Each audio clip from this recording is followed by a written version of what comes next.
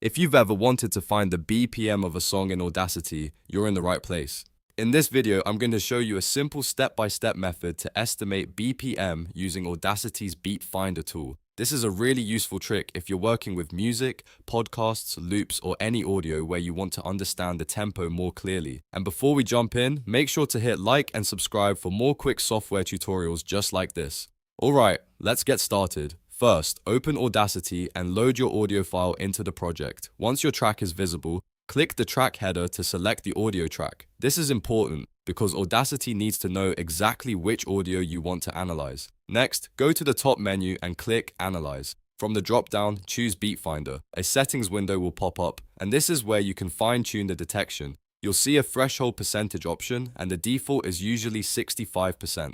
That's a good starting point for most audio, so if you're not sure what to use, leave it there for now. After that, click Apply. Audacity will analyze the selected track and generate a label track below your waveform. This label track is where you'll see the detected beat markers, usually shown as B labels. Now here's the important part. Audacity does not give you a one-click BPM counter for an entire song. Instead, Beat Finder identifies the louder spikes or beat hits in the audio, and then you use those markers to estimate the tempo manually. To do that, look at a 15-second section of the label track and count how many B labels appear in that section. Once you have that count, multiply it by 4. That gives you an estimated BPM. So, for example, if you count 30 beat markers in 15 seconds, your BPM would be around 120. If some parts of the audio are much quieter than the rest, Audacity may suppress those beats and not show them clearly in the label track. If that happens, don't worry. Just highlight that quieter section again and run Beat Finder on it separately. That way, Audacity can create a separate label track for that selection, and you may get a better result for that part of the song.